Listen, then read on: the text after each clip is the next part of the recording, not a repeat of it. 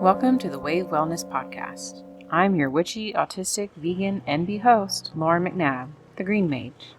Together, we'll explore wellness beyond the mainstream, guided by the lens of intersectional feminism. Get ready for a magical journey. Let's dive in.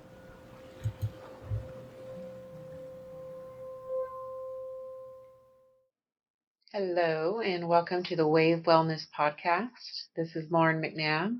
I am your host, and welcome to the very first episode. So I am a certified health and wellness coach. I'm a vegan nutrition coach, an Ayurvedic nutrition coach. I'm also a massage therapist. If you are watching the video version of this, you can see I am in my massage room right now. It is a little cramped. There's a lot of stuff in here. I offer a lot of different services, but I will be moving to a bigger room soon. So in a few videos, hopefully by then you'll see a new space and a new recording space as well. I work at home. So this is one bedroom. I'm moving into a bigger bedroom and I'll be using one of the closets as an office. So I'll have a nice little private recording studio. So for this first episode, I wanted to introduce myself, a little bit about why I'm into health and wellness, what w.a.v.e means, what we're going to do with this podcast, what kind of things we're going to talk about, guests we'll have on, etc.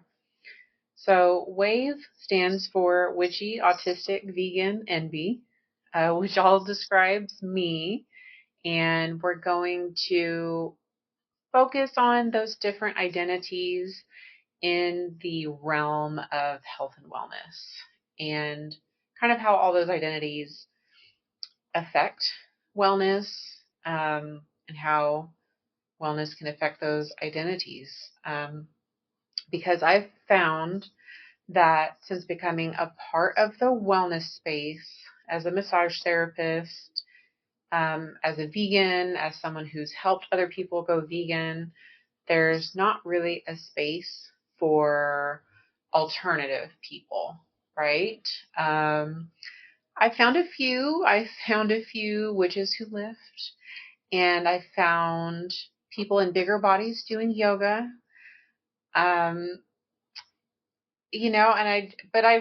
just not enough representation out there. And I think a lot of us feel really excluded from the health and wellness space. I think most people, when they think about the health and wellness industry, one, you're thinking about snake oil salesmen, you're thinking about supplements and MLMs and things like that. You're thinking restrictive diets. You're thinking white men and women, cishet in thin bodies. You think able-bodied, fit people. When you think health and wellness, you don't necessarily think of queer people. You don't necessarily think of vegan diet, maybe. I'm hoping to change that. You definitely probably don't think of autistic people as being leaders in the health and wellness space. You might think mental health. You might think mental health problems with neurodivergence. And yes, there's that, and we'll talk about that. And you definitely don't see a lot of witches in wellness. A lot of the witches I know, they have a focus on mental health and protecting your peace. We'll talk about that too. But again, these identities intersect so much, and wellness intersects with so much of our life. Wellness is not just diet and exercise. As a certified health and wellness coach, people assume I only help people with diet and exercise, and that's a big part of it, obviously. I think that's what most people maybe kind of want to improve on because they want to lose weight. Their doctor told them they need to get healthy, and to a doctor, that means exercise more and eat less, typically, right? But there's so much more to wellness. There's social wellness, mental health, your relationship, your career, that work-life balance, your leisure, your relationships outside your intimate partner. There's so many aspects to it that a health and wellness coach can help with. Sleep and rest, relaxation is all part of it too. I definitely think as a massage therapist, I do help people with their mental and physical and overall wellness. Um, so I guess realized would be a good word. Realized I was a witch in 2020. Right? We were all stuck inside with our own thoughts, and we all went on our own little journeys, right? Because we were forced to, because we were forced to be at home uh, with children that maybe we normally sent to school, with partners that we normally barely saw, with time with ourselves when we weren't so focused on work. And a lot of bad came out of the pandemic. I think that goes without saying. But for some of us, some good came out of it too. And I definitely did a lot of self-reflecting. I wasn't on TikTok yet. I was a little bit late to that, unfortunately. But for whatever reason, I realized that I've been a witch my whole life. Now, I grew up in a very conservative Christian household. So, they weren't super strict. Like, we were allowed to watch Harry Potter. It wasn't like that or anything. But, and I think a lot of us thought witches weren't real, right? Because you only see these fictionalized versions of them. I remember watching Hocus Pocus, and you just kind of think they're these Halloween characters, right? Like werewolves or Frankenstein and vampires and things like that. And so witches were just something fun to dress up as on Halloween for me. And even though, my friends and I would play witches, and I had this old dictionary with a really cool age hardcover, and I wrote Book of Spells on it. This is when I was 9, probably. And I've always liked crystals. I always had fascinations with shiny rocks and plastic gems on my toys, my troll dolls, and kind of, things like that. But I definitely got more into crystals, especially during and after, and even really before massage school. I definitely had a few crystals. I kind of heard from other friends and resources the different properties of things. But I would definitely say my introduction now as an adult was through crystals, and kind of experimenting with those. But in massage school, we definitely talk about energies and energetic work and things like that. And, I knew women who I would say now are witches, but I guess my thinking was always like, they're hippies, right? They're into spiritual stuff and the tarot and things like that. I always just thought it was just kind of kitschy, kind of campy. Never really didn't disrespect it, but never really took it seriously, especially not for myself. Being autistic, I'm a very logical person. I'm going to say, hey, if that's what you believe, awesome, more power to you, but it's not for me until I can really understand things. And I think that's what a lot of it was I just really didn't understand. So again, for whatever reason, I realized I was a witch. I don't know if it was the crystals. I don't know if it was, maybe I was getting more into like herbal healing, I guess, during the pandemic. I really, it was 5 years ago now, so I can't specifically remember what it was that brought me to this conclusion. Maybe it was having so many other friends that identified that way and realizing I was interested in that. It was probably maybe a little bit of astrology too, right? Like everyone knows their sun sign, but I didn't know I didn't know what my moon or rising sign was. So again, for whatever reason, I had this realization, and it was a really big deal. It really hit me that I was like, oh my God, like I've always been this way. This is who I've always been, and I'm a healer and all these things, right? And my husband now, boyfriend at the time, had been together like a year at this point, right? We got together mid 2019. So the pandemic was already a really big thing in the lockdowns, and me not being able to work and his work slowing down. It was already a really big deal for a new couple. But I was so scared to tell him.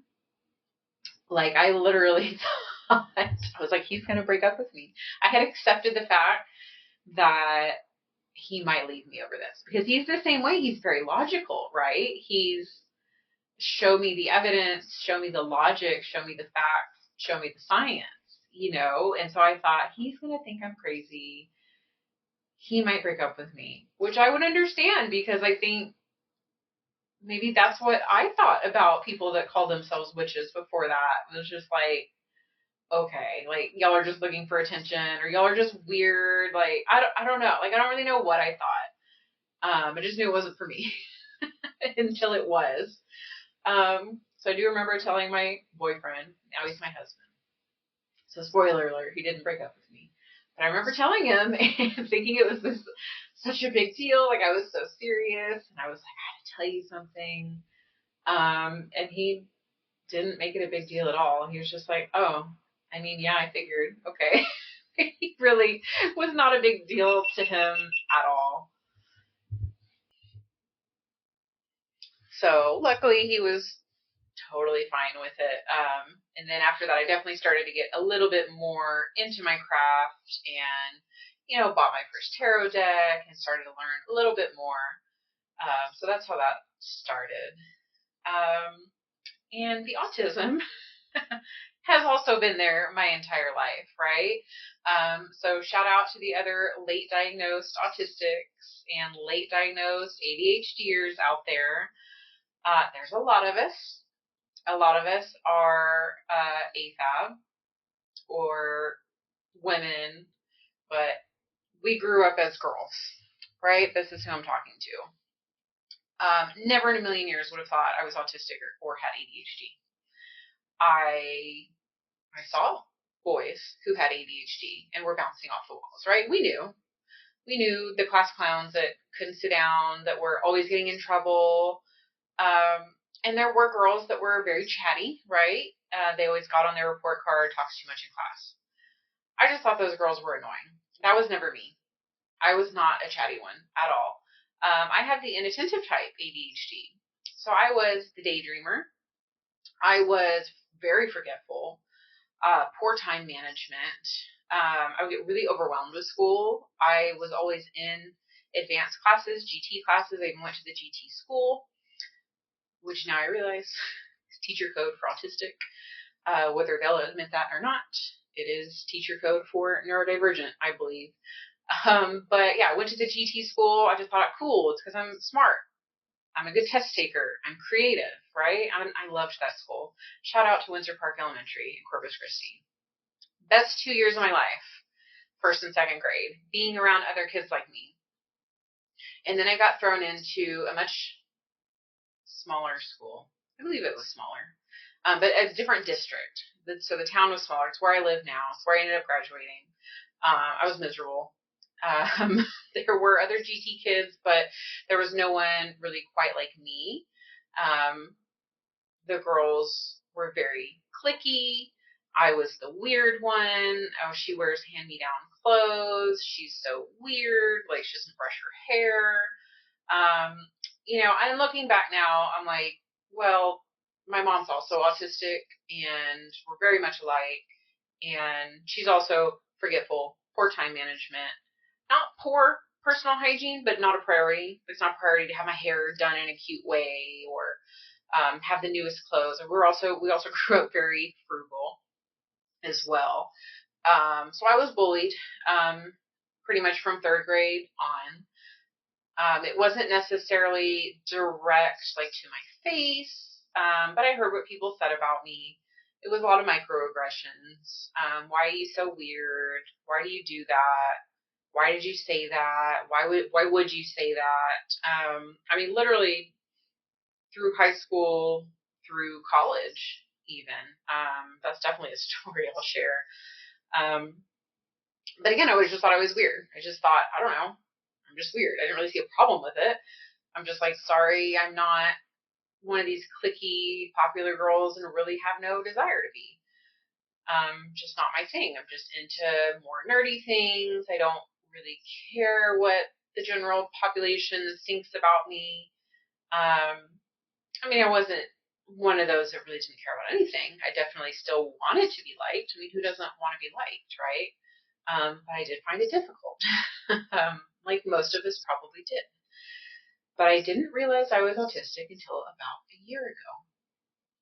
And it hit me like a ton of bricks.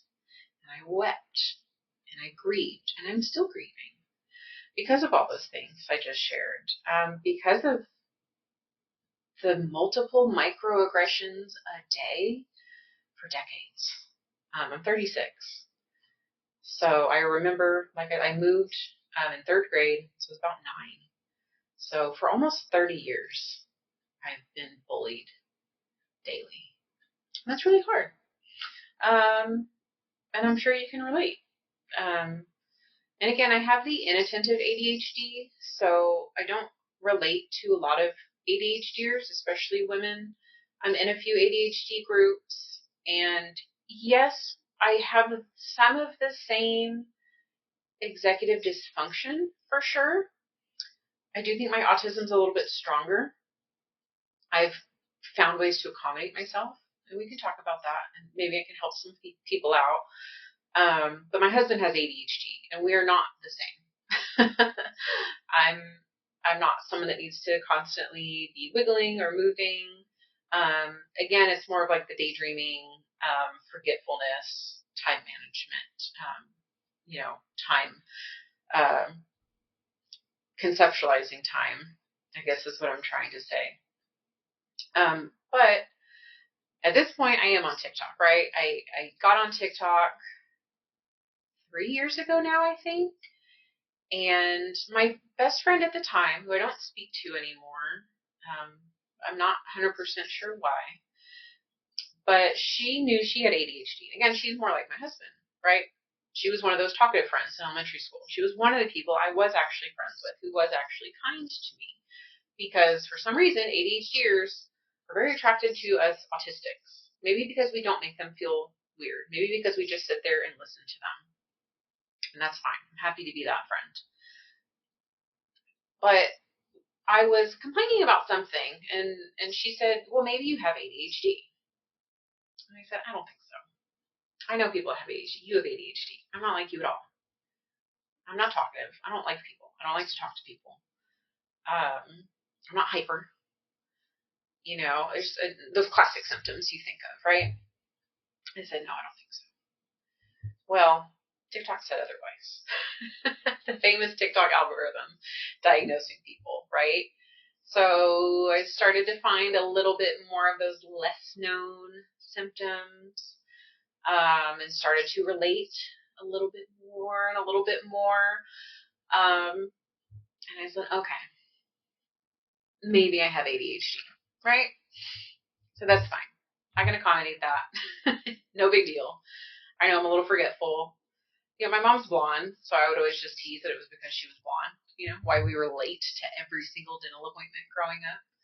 And why she's still late everywhere, and why she forgets things, and if it's not on a list, I'm not going to remember, and make sure you write it down for me. I was just teased her, because I was like, well, silly blonde, right? No. So I said, okay, maybe I have ADHD. And then autism content started popping up, and I would scroll away. I said, no, I'm not autistic. Why? Stop showing me this stuff. Because I know some autistic people. I know the stereotypical autism, right? And it felt wrong for me to even be viewing this content. It felt like I'm not welcome here. This is not who I am. This content is just, it's not for me. I don't know why you keep showing it to me. But I must have started to see some stuff I related to, because eventually I did start watching more of it and relating to more of it. And then I thought, well, okay, maybe I have some sensory sensitivities, right? I don't like when a place is too loud. I'll agree with that I do have anxiety, but that's just anxiety, right? I've been diagnosed with depression. I've been diagnosed with anxiety. I've gone through treatment for that. It worked. Zoloft was great. I don't take it anymore. But I eat really clean now, and I work from home, so I'm not stressed about coworkers, and I'm in a good place financially. So that's why my anxiety is not so bad right now. But I guess I don't like certain textures, and yeah, I guess I am a picky eater. I also have this thing where I don't like stuff touching my low back. Like if I'm in bed, curled up, sleeping on my side, and the blanket touches my low back, literally makes me nauseous. So I said, okay, that's like 2 traits. And then I maybe started to see a few more traits. And eventually, it was really more about how you relate to people, or more so how you have trouble relating to people. And I mean, that was a big one for me. Kind of always feeling like an outsider. I know a lot of autistics describe themselves as aliens. I never thought I was an alien. I thought I was a robot, because I always felt very cold and emotionless compared to some other people. Like I remember going to the movies with a couple friends in like 6th grade, and we saw A Walk to Remember. And okay, that's not really my kind of movie. But my 2 friends were like bawling by the end, and I wasn't. And they were through their tears asking me, "What's wrong with you? Why aren't you crying?" And I'm like, "Because it's a movie." So I always thought I was more of a robot than an alien. But I also always kind of felt like everyone else got a user manual on how to be a person, and I never got mine, because I always felt like I was on the outside of conversations. I always not just felt left out, like, oh man, like they didn't invite me to lunch, like not like that, but just like I would be present, I would be there, but I would still never quite know what was going on. I was a dental hygienist before I was a massage therapist. And so I worked at a few different dental offices, and we had a big team, and got along with everyone. Of course there's drama here or there, but even though I was mostly friends with everyone, I still never quite felt in the loop. There was always stuff going on I didn't know about, and I couldn't really figure out why. I'm like, did no one tell me? Was I supposed to ask about that? How am I the last person to know this again? And so yeah, relating to people is a big one. So this is like maybe 6 months of seeing this content, maybe more. And then a couple friends of mine, these twins I graduated with, got diagnosed. And they started posting about their experiences. And I was like, okay, well, I relate to all this content on TikTok. I relate to what they're saying. Okay, I'll take the test. So I took the RAS-R autism test online, and I scored pretty darn high. I started crying. I cried hard. I don't cry that easily, but it was a wave of emotions. It was mostly, like I said, grief and sadness. Not because like, oh no, I'm autistic, but it was like that's what it was. It literally made my whole life make sense, and it was something that I never thought I was going to figure out, and I finally did. It was like a breakthrough. It was grief, but it was a release. It was relief. It was questions finally answered. Because I really just thought, I don't know. Something's wrong with me. I don't know what. Therefore, I don't know how to change it, because I've been told. I've lost friends. I've had interventions. I've had blowouts with friends, coworkers, classmates, etc. And it was basically them telling me something's wrong with you. You need to change. And me going, I don't know what to do. You're telling me these things I'm doing, but I don't know how to change them. Because you're misconstruing things I'm saying. You're misconstruing my intent. Things are coming out the wrong way. And for a while, I blamed my mom. Because my mom also says things in a way that will really trigger me. she'll say things in a way that come off very rude or very judgmental. And so I'm like, that must be it, right? I must just talk like my mom. It's just the way we talk, right? It's not what we're saying, how we're saying it. There's nothing else. It's just, for whatever reason, our tone of voice just comes off like that. But I had kind of accepted that there was something wrong with me. I was never going to figure it out. Oh well, right? If I just don't have any friends, it's fine. I have my son. I really like him. I have my husband. He seems to like me. That's good enough. I don't know what's wrong with me. Something wrong with me. I don't know what. And I don't think I'm going to be able to change it. Well, it turns out I'm not able to change it because it's autism. So to everyone that bullied me growing up, there you go. That's why you didn't like me. That's why you felt like everything that came out of my mouth was an insult at you. I don't know. People just really tend to project on us.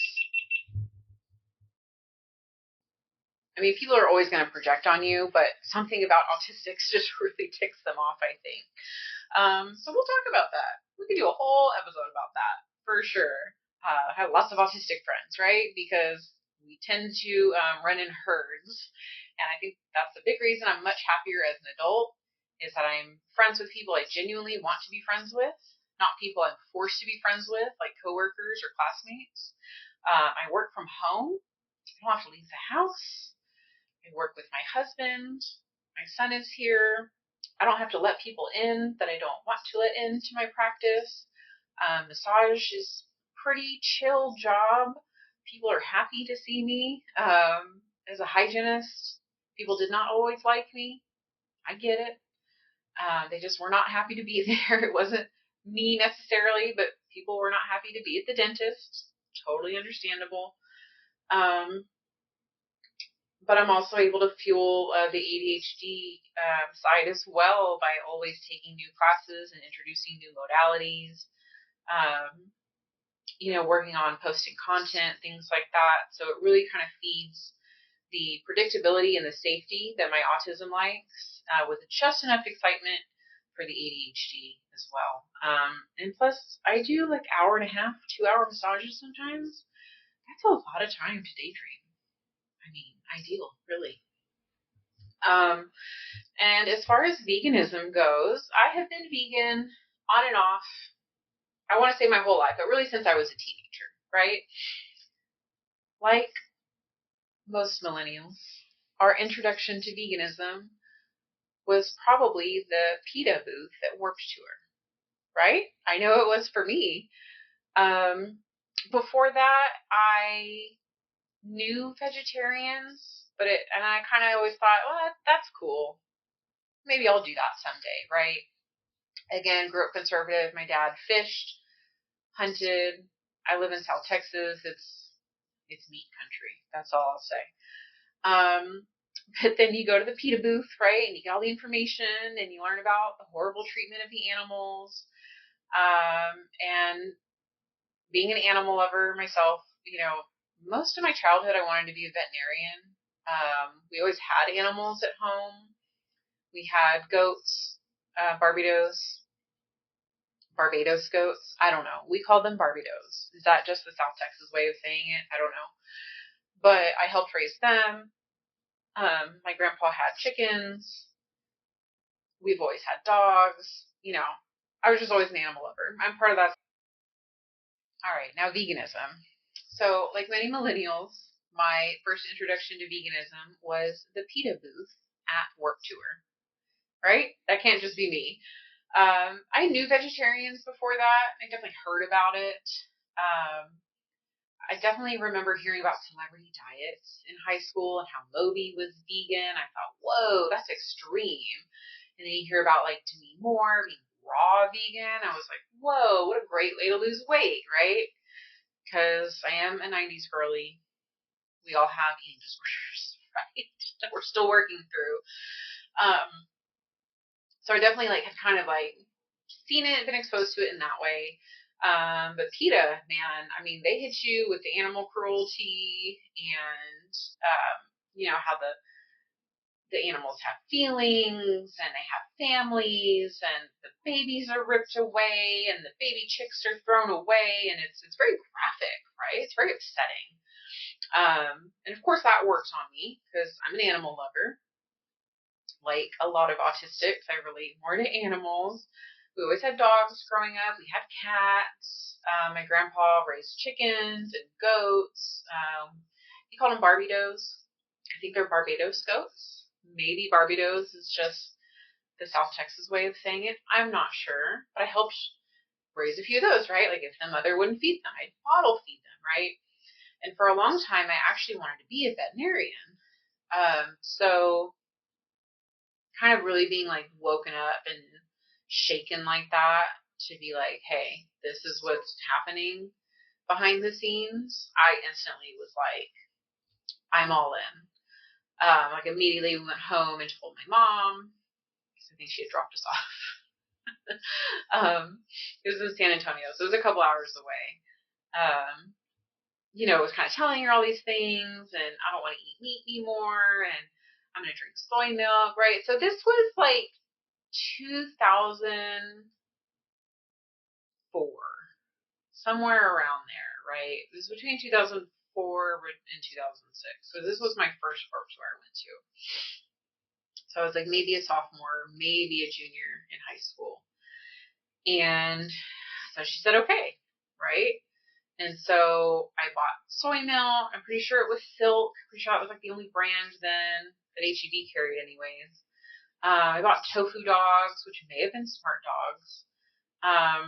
Probably bought some other like fake things, right? Probably got like coconut yogurt, and like I pretty much tried to replace everything I was eating, which was not healthy. I was already not eating healthy. I was already eating a lot of processed foods, a lot of frozen foods, a lot of ice cream, a little bit of fruit. I'd snack on grapes or baby carrots and ranch or bananas and things like that. But it was mostly processed food I was eating, for sure. I had a lot of Lunchables and little tuna salad kits, like until the age of 25. So that's where my diet was. And I tried to replace it with the vegan stuff. Like I said, I went all in. That soy milk was disgusting. The tofu dogs were worse. Yeah. I went from drinking a lot of milk to trying to drink, I believe it was soy milk. It was really gross. And those tofu dogs, the smell still haunts me. Like I said, I'm not sure if they're Smart Dogs. I apologize to the brand Smart Dogs. I love you now. But back then, this was 20 years ago, the vegan alternatives for things were just not as good. I'm sorry. I think I got one bite of that tofu dog down and had to throw them away. It was so gross. And so I said, well, I don't think I could be vegan. And I was still, affected by the animal cruelty I saw, but it wasn't doable at the time. I'm sure I did it for like a week or two, but every alternative I tried, I didn't like. And like I said, I really wasn't cooking for I would help make dinner, but we were eating together as a family every night. And what am I supposed to do when it's pizza night? What am I supposed to do? It was just not sustainable at the time. So that didn't last long. I said that was maybe sophomore or junior year. And then, I went vegan again, and I'll tell this story more. I'll get into my whole vegan journey. But again, I've been vegan kind of on and off for a while. From then until now, I would say I went vegan at least 3 or 4 times before it finally stuck. And that's this time, right? And I still wouldn't even say I'm 100% vegan. I'm getting there. I would say I'm like 99.9. I still really love a good bean and potato breakfast taco, and I don't think the beans are vegan. But I'm committing to 2025 not eating any more breakfast tacos unless I make them at home. We'll get taco salads every now and then when we don't want to cook, but we're gonna just make our little chalupas at home. So yeah, my son was born, he's a little over 8, and I was not vegan at the time, but he was very sensitive to the caffeine and the milk. when he was breastfeeding. And so I said, okay, I have to go vegan again. And I did. About 95% vegan. I was still eating a lot of tacos, and I was taking some supplements that were made with gelatin and things like that, but still mostly vegan. No dairy, no eggs, no meat, unless it was a piece of cake, right? But no like scrambled eggs or anything. And then my husband, when we met, like his first or second message to me on Tinder, so this is about 6 years ago, July 6 years ago, he said, I'm actually transitioning to become plant-based. And I was like, perfect. Because I didn't want someone that was more vegan than me, right, getting on to me about my breakfast tacos, to be honest. I didn't need someone to make me feel guilty, but I needed someone that, was flexible and understanding and someone I could help. I was happy to help him go vegan, right? I'm always happy to do that. He was traveling for work at the time, so it was tough, but, we made it work, and I would say at least for the past 5 years solid, we've been vegan together. Or like I said, like 99.9% vegan. And we went from being junk food vegan to actually being at least 75% whole food. Probably more than that. There's not a lot of non-whole food things we eat. So yeah, been vegan for 6 years now, and I have created a course, how to go vegan in 30 days, because I think that was one of the biggest mistakes I made the several other times I went vegan, was just trying to go all in, right? And for lack of a better phrase, trying to go cold turkey, right? Like in high school, if I would have started off slowly with just eating more plants instead of trying to jump into every alternative out there, I probably would have stuck with it at least a little bit longer than a week. So that's a problem I see with a lot of people who have tried to go vegan and fail, is they try to do too much at once to where it's just too overwhelming. And my course takes things like little baby steps at a time. I'm not telling you to take every non-vegan item out of your house and throw it away and replace everything on day one. So I teach things in like a really slow, easy, sustainable way. So you learn the skills you need. Do it a little at a time to where like you feel confident. And you don't have to do it in 30 days. That's just how it's broken up. I mean, you could take 6 months if you really needed to. You could do it in a week if you really wanted to. But I think 30 days is a good time. And then, stick with it for another month. And then once you've done it for like a couple months and you like the results you're seeing, that habit's going to stick. And I also do personal coaching on this. I do have a lot of people that come to me just because they want to go vegan, and it's easier just to give them that resource and kind of let them study it on their own time. And it's got a ton of resources and recipes and stuff. But I do offer health and wellness coaching as well, whether you're wanting to go vegan or maybe you're a new vegan or maybe you're not vegan at all and you just want to work on something else. But I am a vegan nutrition coach, so I do know a little bit about vegan nutrition as well. Can't make diet plan or meal plan. I'm not a dietitian, not a registered dietitian. I don't claim to be. But do I know nutrition? Yes. Do I know plant-based nutrition? Definitely. Can I help you form healthy habits? Absolutely. And I'm really looking forward to using this platform to spread some of that awareness and those tips and things like that too. Because I want this to all be as accessible as possible. And if I can make a book recommendation, I highly, highly, highly recommend Dr. Michael Greger's How Not to Die and How Not to Diet. And I believe he has a third one out now called How Not to Age. So I'll definitely be reading that one next. And the E in w.a.v.e wellness stands for enby. And by enby, I mean non-binary. So enby as in ENBY. That is the shortened version that we use for non-binary. We don't use the letters NB because the Black community uses that to describe people that are not Black or non-Black. And I'm not Black, so I'm not going to use their vernacular. We use NB, ENBY. So that means non-binary.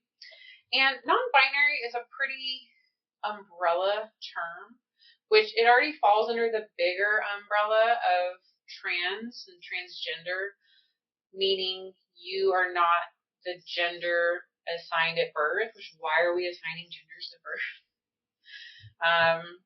It's complicated, right? The biology, the social aspects.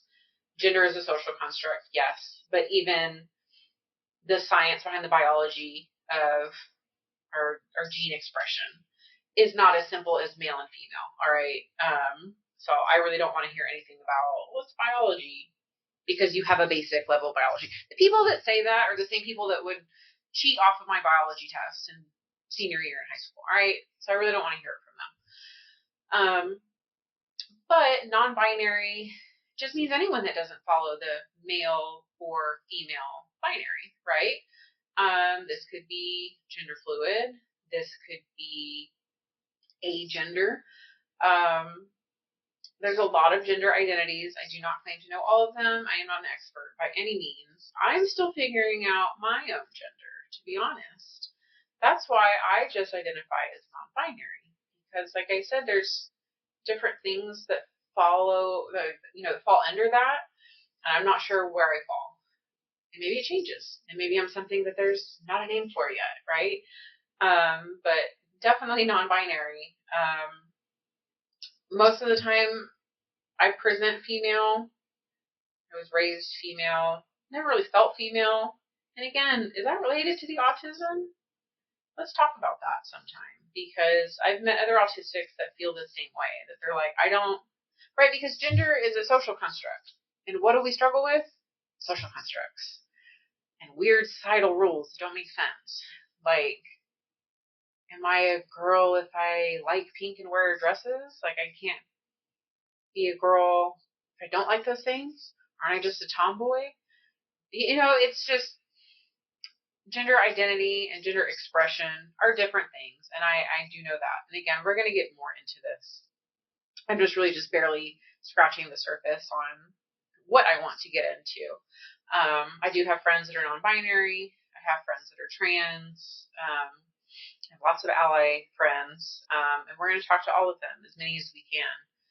And because, like I said, we're all so different. There are these umbrella terms. Everyone feels differently about themselves, and that's all valid. And there's a lot of issues to talk about that affect the trans and non-binary community and the drag community. I definitely want to get some drag queens and kings on here and talk to them too. And this is not a political podcast. I'm going to make that clear. This is a health and wellness podcast, first and foremost. However, everything is political. Everything is political. Wellness is political. Health is very political. Being any kind of outsider, especially, you are subject to very harmful, dangerous policies, more so than anybody. Trans community, always one of the first to be targeted. Sex workers, always one of the first to be targeted. Gay people, always one of the first to be targeted. People of color, always one of the first to be targeted. And I am Japanese American. So I am 70-ish% white. But I'm not white enough for white people to say I'm white. And I'm barely Japanese enough for Japanese people to say I'm Japanese.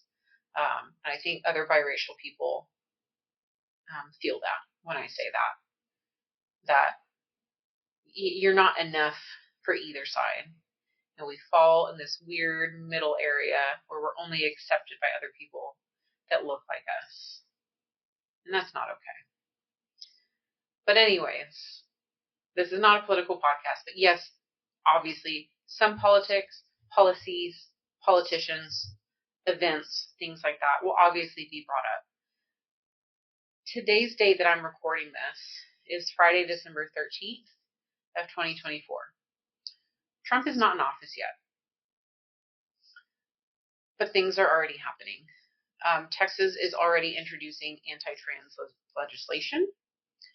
They are already selling land to the government to build detention facilities, I believe, for ICE. There are representatives claiming to be attacked by trans rights activists. Trump said this week he might not be able to bring down grocery prices. I think most of us knew this. Half of us didn't, apparently. So yeah, we're not here just to talk about politics, but wellness and and my identities don't exist in a bubble. They all intersect. All our identities intersect, and they all affect our own wellness. And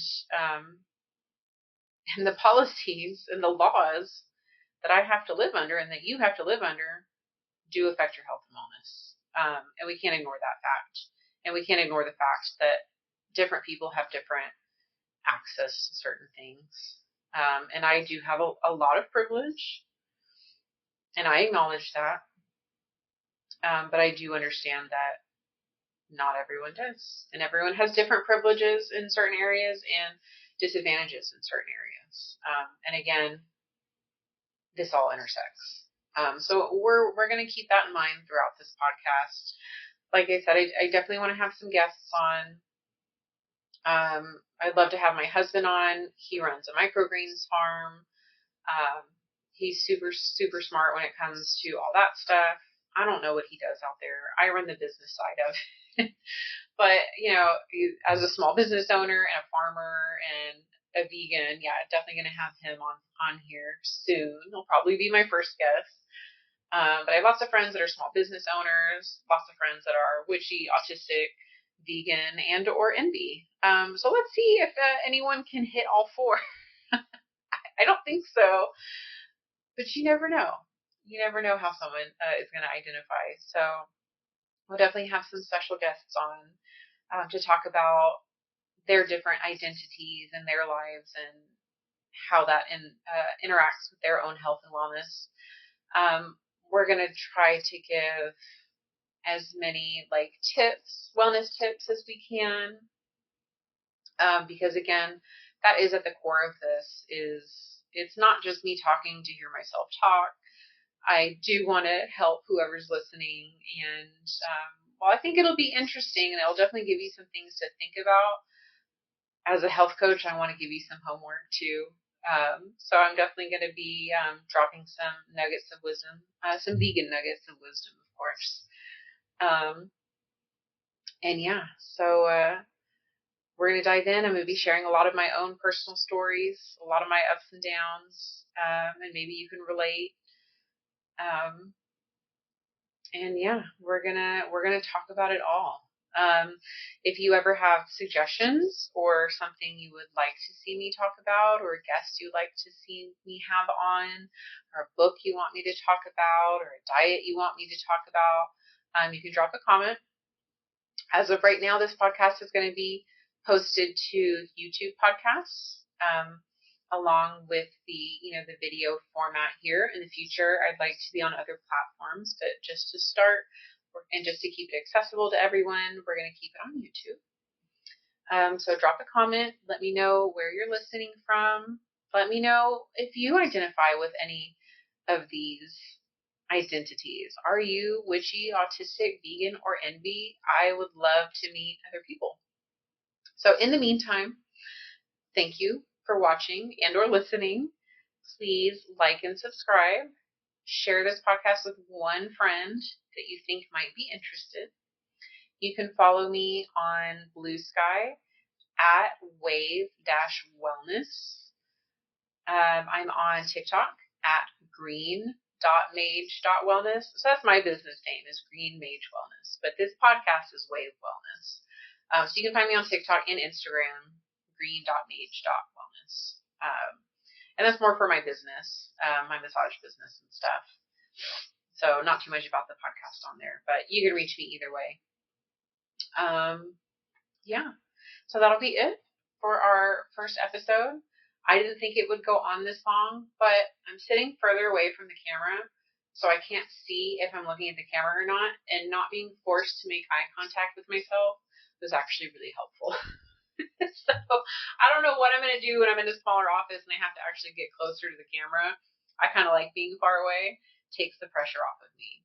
If you know, you know. All right. So thank you so much for listening.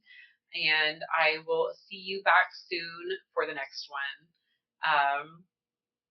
And this will be launching in January. So happy New Year, everyone. 2025. Let's go. And your tidbit for today is to get some rest. I want you to go to bed early tonight and try to wake up a little bit earlier tomorrow. Rest is very important. You should be getting 8 to 10 hours of sleep every night. I want that for you. Make sure your room is dark. You should not be able to see your hand in front of your face.